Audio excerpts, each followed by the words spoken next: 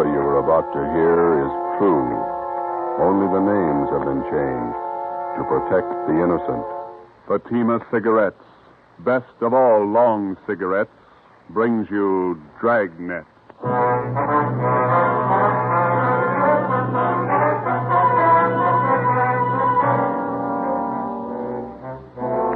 You're a detective sergeant. You're assigned to accident investigation, felony detail. In the early hours of the morning, a woman pedestrian is struck down by a hit-and-run driver. Your job, find him. If you want a long cigarette, smoke the best of all long cigarettes. Smoke king-size Fatima. Fatima is the long cigarette which contains the finest Turkish and domestic tobaccos superbly blended to make Fatima extra mild. And that's why Fatima has a much different, much better flavor and aroma than any other long cigarette. That's why Fatima has more than doubled its smokers coast to coast. So, enjoy Fatima, the best of all long cigarettes. It's wise to smoke extra mild Fatima. It's wise to smoke extra mild Fatima.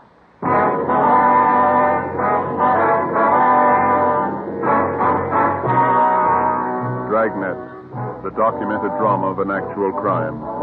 For the next 30 minutes, in cooperation with the Los Angeles, travel step by step on the side of the law through an actual case from official police files. From beginning to end, from crime to punishment, Dragnet is the story of your police force in action. It was Monday, September 4th. It was hot in Los Angeles. We were working the night watch out of traffic division. My partner's Ben Romero. The boss is Captain Sullivan, Commander AID. My name's Friday. It was 12:45 a.m. when I got to the second floor at 123 South Figueroa Street.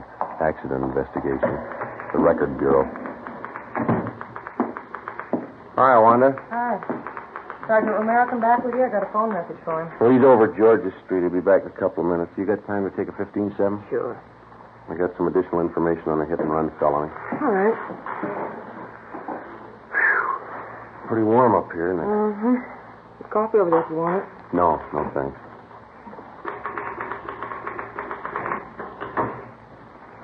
All right, officer's memo. Subject? Investigation of hit-run felony. BR number 467923. Location, 7th and Carondelet Streets. Carondelet. Mm-hmm. September 3rd, 11:15 p.m. Division reporting, AID. Division of occurrence? Central. Central. Date and time occurred, September 3rd, 11:15 p.m. Location of occurrence, 7th and Carondelet. Just going to run long, Sergeant? Oh, page and a half. Go faster in shorthand. I can transcribe it later. All right. Excuse me. This is for Captain H.W. Sullivan, commanding AID. Mm-hmm. Sir, on the above date at 11:20 p.m., the undersigned officers went to the corner of 7th and Carondelet Streets in response to an ambulance follow-up traffic. Mm-hmm. On our arrival there... You got any matches, Wanda? Yeah, here you are. Oh, okay, thanks. On our arrival there, we were met by 11T. We witnessed ambulance attendants placing an unconscious woman in an ambulance. She appeared to be critically injured. The victim was removed to Georgia Street Receiving Hospital. All right. We then interviewed a man who identified himself as Chester J. Crawford, 540 Green Oak Drive. He stated that he was acquainted with the injured woman and that her name was Sheila Gordon, Gordon, 7832.5 7th Street. Crawford told us that he was taking her home from a dance. And they arrived at the intersection of 7th and Carondelet Streets at approximately 11:15 p.m. Okay? Yeah. Crawford further stated that while he and Sheila Gordon attempted to cross the intersection, an automobile headed west on 7th Street went through the red traffic light. Did you read that last part back? Attempted to cross the intersection, an automobile headed west on 7th Street went through the red traffic light. Okay. Crawford told us that he jumped out of the path of the car and tried to pull Miss Gordon with him. He said that the car struck her down without slowing down, continued out 7th Street, and disappeared. Wait a minute. Oh, I'm sorry. And disappeared. Okay. Crawford stated the hit-and-run car was either a Dodge or a Plymouth, that it could have been either last year's model or this year's. He described the car... Is too fast, boy? That's all right. He described the car as either light blue in color or bluish green. Said that he failed to get the entire license number, but that the last three numbers on the rear plate were either 804 or 304. 804 or 304. That's right. Okay. Fine. Crawford said he made an attempt to follow the hit-run car, but that he was unable to obtain transportation. He stated he then ran to a phone at the Corsev Bar and Grill. Spell that? What? Corsev. Oh, Corsev. That's at 7th and Carondelet, and called the police. And the undersigned officers then obtained Crawford's full name, address, phone number, and proceeded to question residents in the neighborhood, and were unable to locate any other witnesses besides Crawford. Okay. Hi. How'd you do? Oh, so that's about all. Doctor says we won't be able to talk to her for at least a couple of days, maybe not at all. What's your chances? 50-50 if she's heavy on luck. 3 broken ribs, brain concussion, internal injury. What Lee Jones had to say? Is that all the report, Sergeant? Oh, yeah, Wanda. We'll have the rest for you a little later. Thank you. Okay. I'll type this much up as soon as I can. Thanks. Sure. What Lee Jones had to say? Nothing. He and Finkel went over the area for an hour. No broken glass from headlights at the PI. No tire impressions worth anything. No physical evidence. Where does it leave it? With a half-dead girl and no suspects. What do you think, Joe? I don't know. It's a sour one. Any kickback on the teletype yet? No? That guy she was with, Crawford, not too much help. Looked a little nearsighted to me. He saw well enough to get out of the way of that car. You got the notes. How much to give us? Let's see. I got it here in the book. The car was either a Dodge or a Plymouth, late model. Color, either light blue or blue-green. The last 3 numbers on the license plate were 804 or 304. It's a big field to pick from. That's the only lead we own. You can call it that, yeah. Well, I guess we better talk to DMV, get the dope on all cars fitting that description that Crawford gave us. It's going to be a hard trip. At least 3,000 cars to track down. Probably closer to 4. What do we do for help? We can ask the captain in the morning. I'll get him. Okay. Racket Bureau now.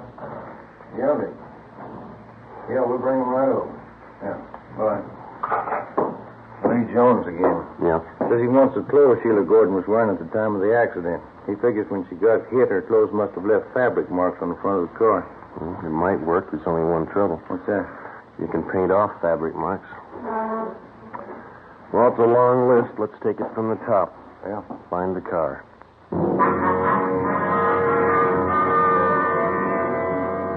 Tuesday, September the 5th.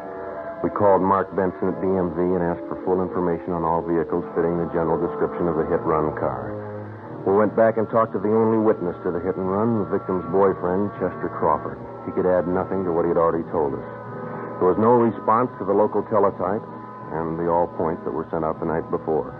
Garages, auto repair, and paint shops throughout the city were also alerted.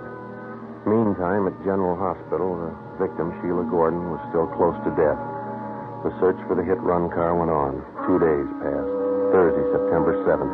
The information we requested from DMV was being checked out and compiled. Ben and I met with Captain Sullivan. That's the last of them. Give her all the cars in this area that fit the general description of the one we're after. You just get it? Yeah. How many cars did they list? 4,620. You more than you expected, eh? Yeah. No chance at all of narrowing it down? None that we can see, no. Terrific order. Well, we tried to figure it from every angle. Now we can do it 2 ways. Yeah? We keep the alert on for the hit-run car around the divisions, all the garages in town, the auto repair shops. In other words, we can wait it out. Maybe we'll get the guy, maybe not. Yeah? Or we can check out every one of the cars on this list and the registered owners. Well, the first way isn't going to do the job. We know that. 4,600 cars. How much help will you need? About 30, 40 men. How long? A couple of weeks, maybe more. All right. I think I can get them from Metro Division. When do you want to start? First thing tomorrow. Okay, I'll set it up. All right, Skipper. Hey, excuse me, Joe. There's a lady out here to see you. Okay, thanks. We'll check you in the morning, Skipper. Right. That's her over there. Thanks. My name's Friday, ma'am. This is Sergeant Romero. How do you do? I'm Dora Lytell, Sergeant. I'm Sheila Gordon's landlady, the girl in the accident. Yes, ma'am. And Mr. Crawford, he was with Sheila that night. He told me about you, and he said he thought you might be able to help. How do you mean? Well, it's a long story. See, when Sheila Gordon first came to live at my rooming house, she was a good girl like the rest. Lately, well, her being sick now and all, I don't like to say it. Yeah? Well, frankly, last few months before the accident, Sheila just went bad completely. I don't think I follow you, ma'am. Oh, you know, carousing, all kinds of men, visitors, had a different man in her apartment every night. Well, we're investigating a hit-run case, ma'am. Sheila gets out of the hospital. We could talk about her when she's sick like this, but when she's all right, I don't want her back in my rooming house. I'm afraid that's none of our business either, ma'am. But if you could talk to Sheila, persuade her to move from my house, I don't want any wrangle with the rental board again. Couldn't you talk to her? Besides, there's nothing we can do, ma'am. You better talk to her yourself. There'll just be another row like the last time. Shameless woman. I don't want Sheila Gordon back in my house. I'll go to that hospital myself and tell her. She's a pretty sick girl. It's not my fault. Go right over to that hospital and tell her what I think of her. She's hurt pretty bad. So am I. She's hurt me. What's the difference? You haven't been run over by a car.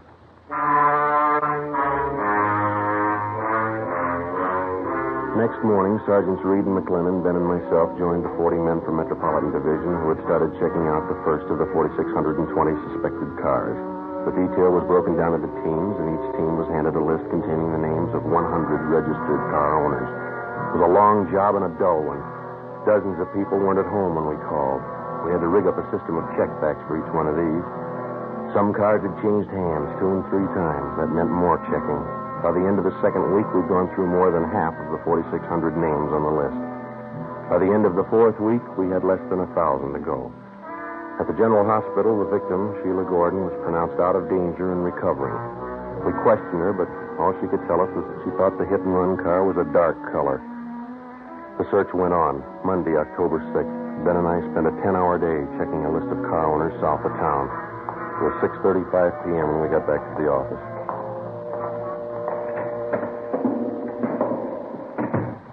Hi. Hi, Reed. How'd you do today? Fair. Looks like we got one. What do you mean? Guy's name is Ralph Angelo. Let's see. 8690 Backerley Road. Checked him out early this morning. First call. What'd you get? One's a late model Plymouth, light blue. License number, there it is, 17 Arthur 2804. Wasn't home. Talked to his wife. Yeah? She said the car's been sitting home in the garage for the past month. Husband won't drive it. What's the story? Told her there was something wrong with it. He was going to trade it in. McLennan and I tried it. Car's in first-class shape. What about the front end of the car? Pretty clean. One of the bars in the radiator grill slightly bent. Saw a crease on the hood, another one in the right fender. Did you bring the car in? Yeah. Crown has been working on it since lunch down the garage. Anything else? Found a gas receipt in the glove compartment, dated September 3rd, night of the accident. Where's Angelo now? Santa Barbara, business trip. Due home tonight about 10. McLennan and I'll pick him up then. See what he's got to say. That sounds good. How many possibilities does that make, Joe? Well, let me see. Out of 3,700 we've checked, about 4 good ones. I'll get that. Accident investigation Friday. Hi, Joe. This is Lee Jones. Yeah, Lee. Just finished checking the Plymouth Reed and McLennan brought in. You find anything? Fabric prints on front bumper and the hood. Oh? Indentation of soft object on hood and right front fender. Something else on that fender. What's that? Set of lip impressions. What's it mean? We found the car. Only one job left. Yeah? Find the driver.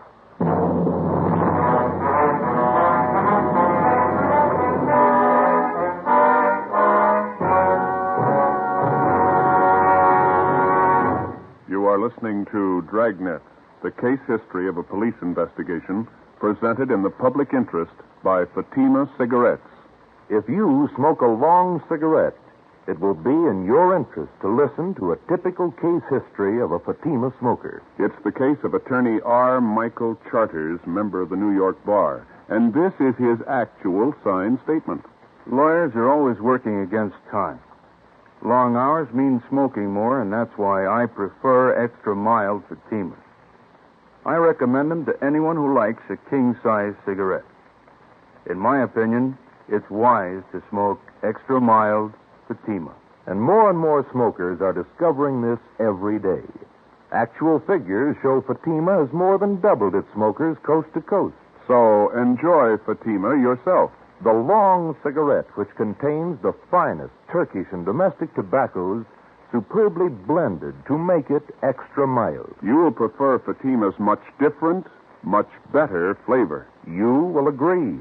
It's wise to smoke extra mild. Fatima. It's wise to smoke extra mild Fatima. The best of all long cigarettes.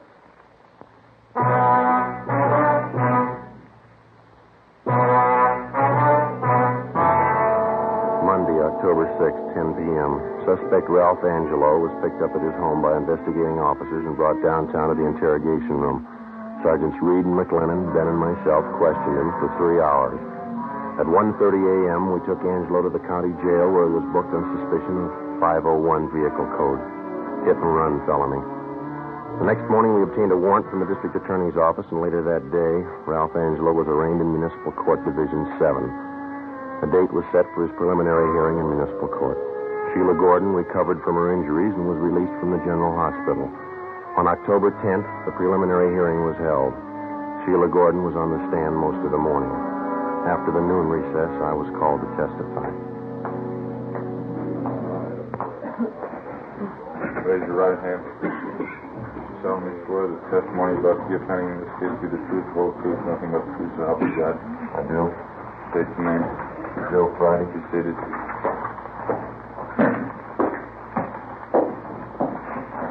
State your name, please. Joe Friday, Your address.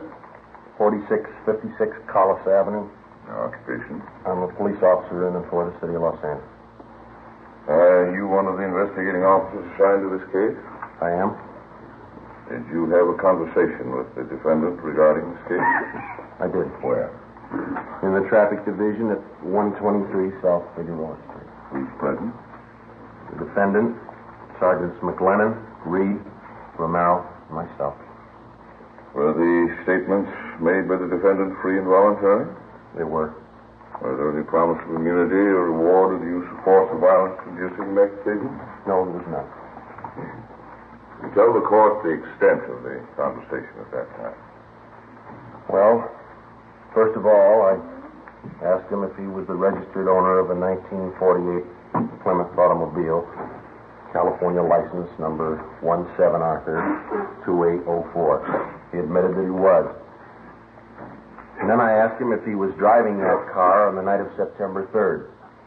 He said he was, but that he did not drive anywhere near the location of the hit-and-run felony that night at 7th and Carondelet Street.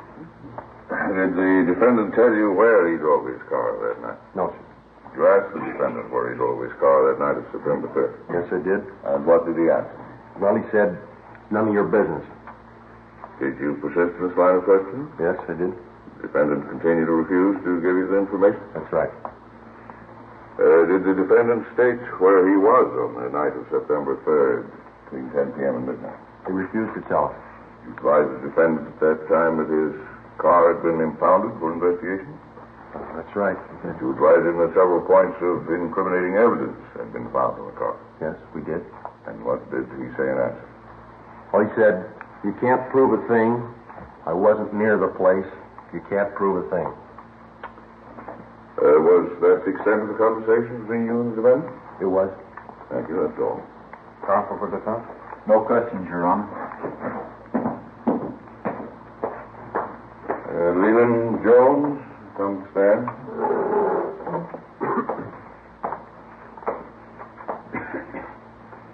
Raise your right hand. You solemnly swear the testimony about to give pending in this case be the truth, the whole truth, nothing but the truth, so help you God. I do. State your name. Lee Jones. Please state it. Your occupation? I'm a police officer in and for the city of Los Angeles. What particular detail are you assigned to? I'm a lieutenant in charge of the police crime laboratory. Well, counsel for defense stipulate the witness is a qualified forensic chemist?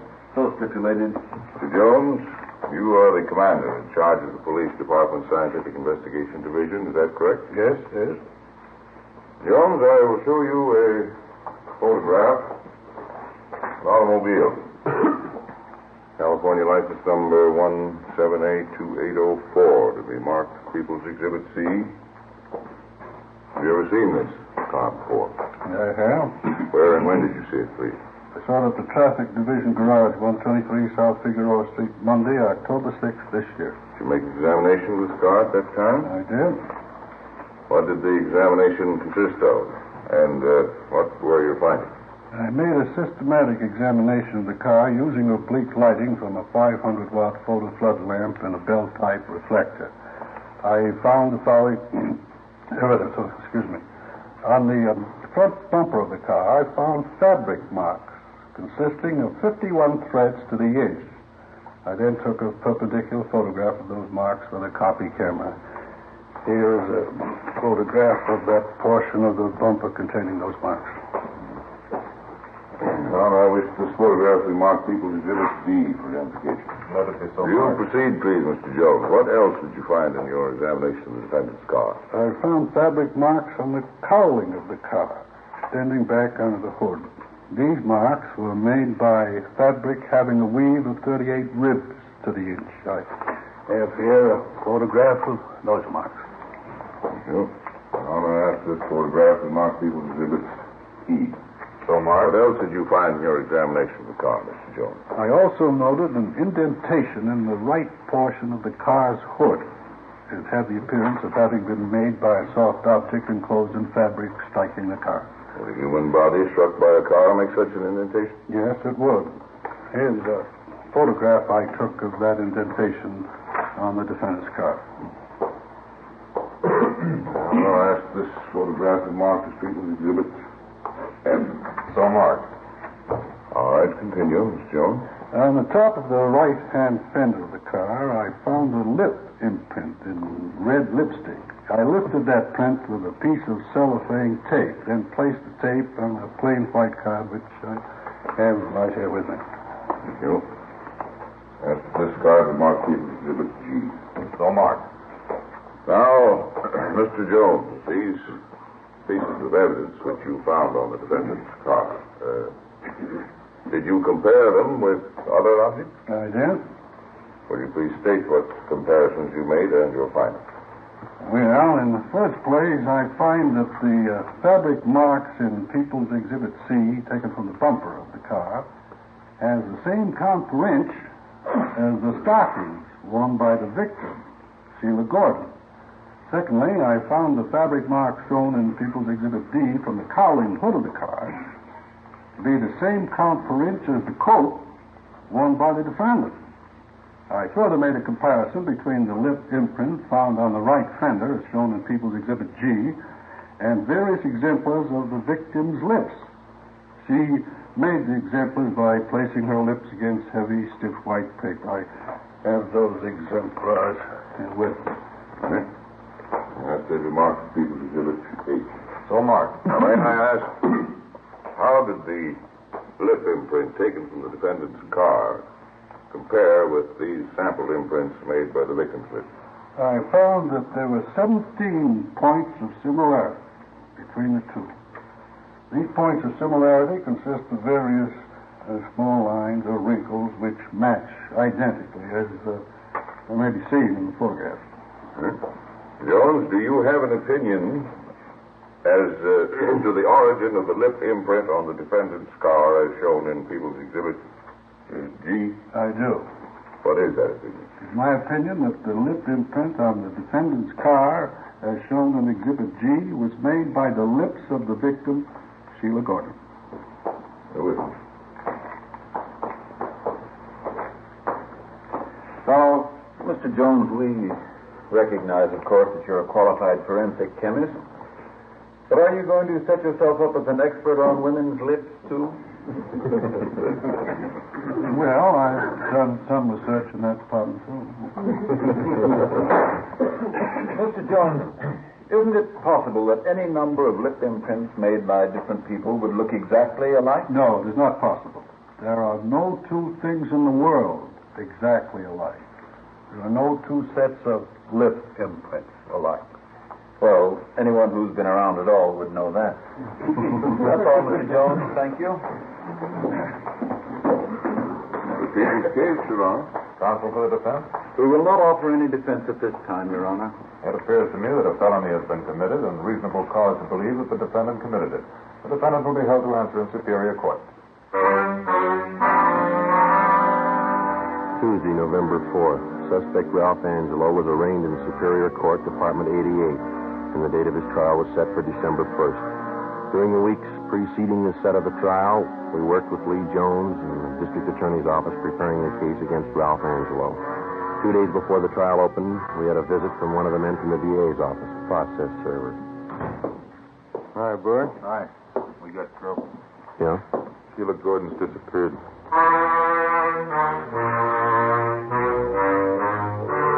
Wednesday, December 1st, Ralph Angelo's trial opened and Sheila Gordon was called to the stand.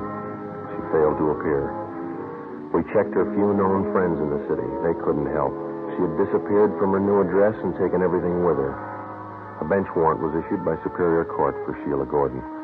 The Deputy District Attorney succeeded in having the court grant a delay in order to find the missing girl, in this case, the complaining witness. Meantime, we got out a local broadcast and an APB. We got missing persons detail to help out in the search. Still no sign. Ralph Angelo's lawyer asked the court for dismissal of the hit-and-run felony case because of Sheila Gordon's failure to appear. On December the 8th, the court ruled on the motion.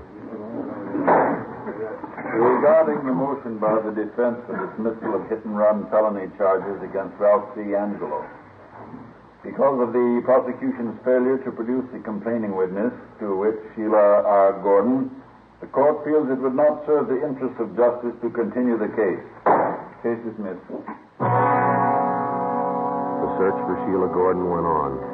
Behind us, we had logged 3 solid months of police work, checking and running down more than 4,000 cars, hours of labor in the crime lab, more hours pounding the pavement, questioning people, checking, rechecking.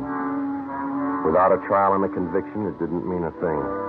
3 days before Christmas, we received information that the missing girl was living in a small town south of Los Angeles. Ben and I checked the address. What was the apartment number? 7A, wasn't it? Oh, yeah. Mm-hmm. I'll get it.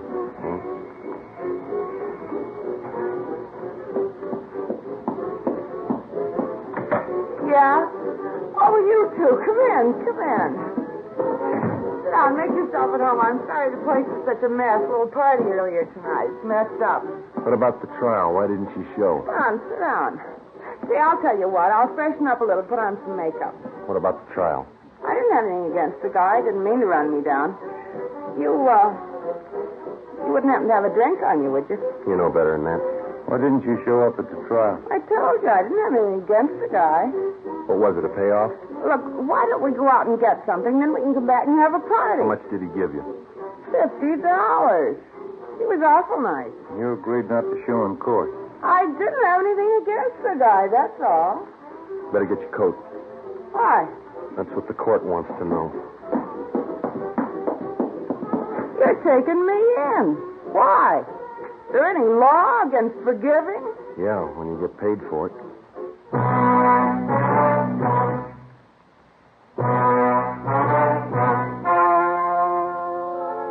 The story you have just heard was true.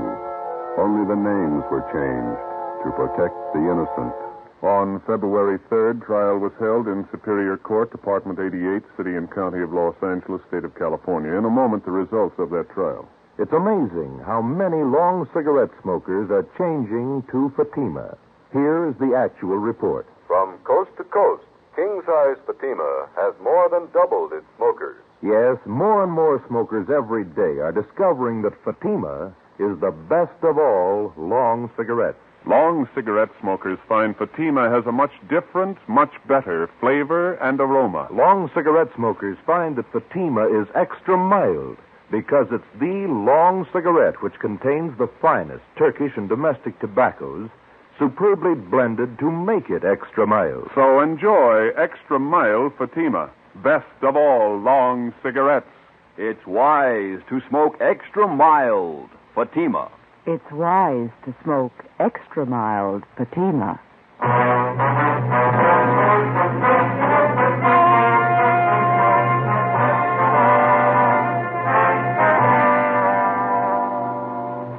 Sheila Gordon was returned to Los Angeles, and a new date was set for the trial of Ralph Angelo.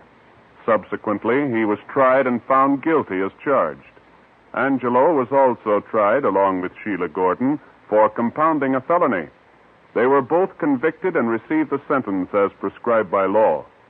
They are now serving their terms in the state penitentiary.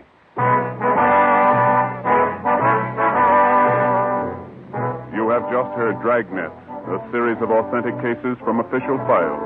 Technical advice for Dragnet comes from the Office of Chief of Police W.A. Wharton, Los Angeles Police Department.